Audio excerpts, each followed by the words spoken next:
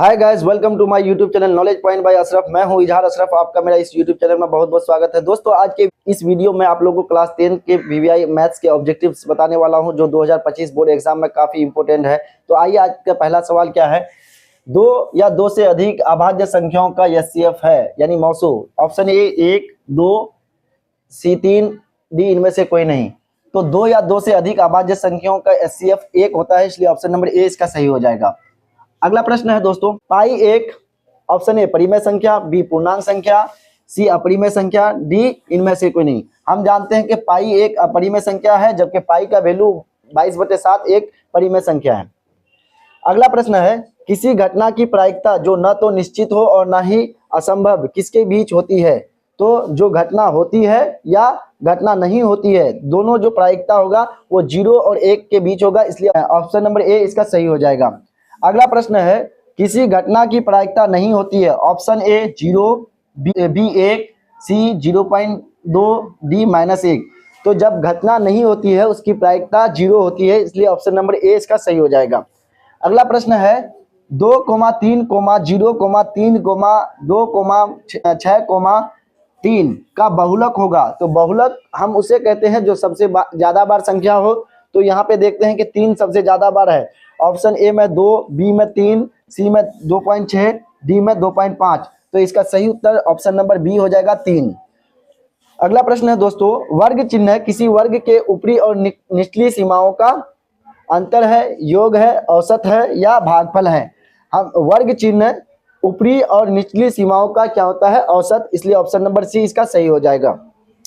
अगला प्रश्न है, माध्यक का 3 गुना और माध्यक के 2 गुना का अंतर कहलाता है।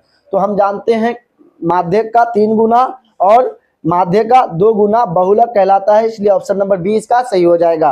बाकी माध्य, माध्यिका और कोई नहीं, तीनों ऑप्शन जो है गलत हो जाएंगे।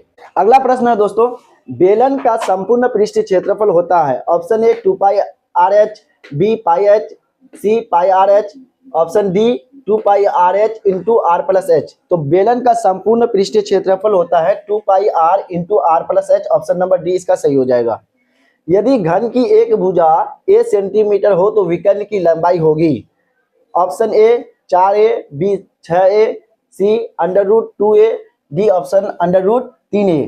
तो घन का विकर्ण का फॉर्मूला होता है √3a। तो ऑप्शन नंबर डी इसका सही हो जाएगा। अगला प्रश्न है दोस्तों, गोले का संपूर्ण पृष्ठीय क्षेत्रफल निम्न में से होगा अगर त्रिज्या r हो। त्रिज्या दिया हुआ है गोले का r, आपको उसका संपूर्ण पृष्ठीय क्षेत्रफल पूछ रहा है।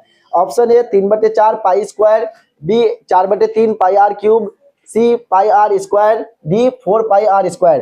तो गोले का संपूर्ण पृष्ठीय क्षेत्रफल का सूत्र होता है 4 पाई r स्क्वायर, इसलिए ऑप्शन नंबर डी इसका सही हो जाएगा। अगला प्रश्न है दोस्तों, r त्रिज्या के गोले का आयतन होता है, यानी कोई गोला का त्रिज्या r दिया हुआ है, उसका आपसे आयतन पूछ रहा है। ऑप्शन ए में है पाई r square h, B 4/3 pi r cube, सी r क्यूब, डी 1/3 पाई r स्क्वायर h।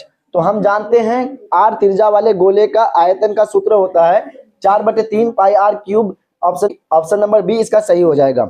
अगला प्रश्न है दोस्तों, वृत्त की परिधि निम्नलिखित में किसके बराबर है।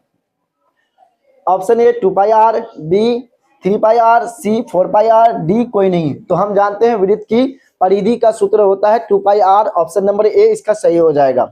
अगला प्रश्न है, निम्न में से कौन वृत्त के क्षेत्रफल का सूत्र है। Option A πr square, B 2πr, C 4πr, D 2πr square. तो हम जानते हैं कि वृत्त का क्षेत्रफल का सूत्र होता है πr स्क्वायर, इसलिए ऑप्शन नंबर ए इसका सही हो जाएगा।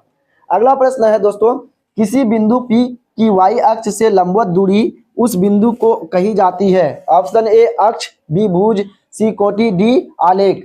तो y अक्ष से लंबवत दूरी को हम लोग क्या कहते हैं, भुज कहते हैं, इसलिए ऑप्शन नंबर बी इसका सही हो जाएगा। उम्मीद करता हूं दोस्तों ये वीडियो आपको अच्छा लगा। अगर अच्छा लगा तो आप वीडियो को लाइक करें।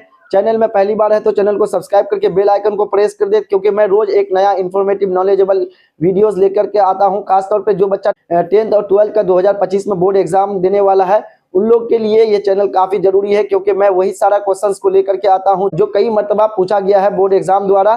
तो आप लोग अपने दोस्तों के साथ भी इस चैनल को शेयर कर दें। तब तक के लिए दीजिए मुझे इजाजत। जय हिंद, जय भारत।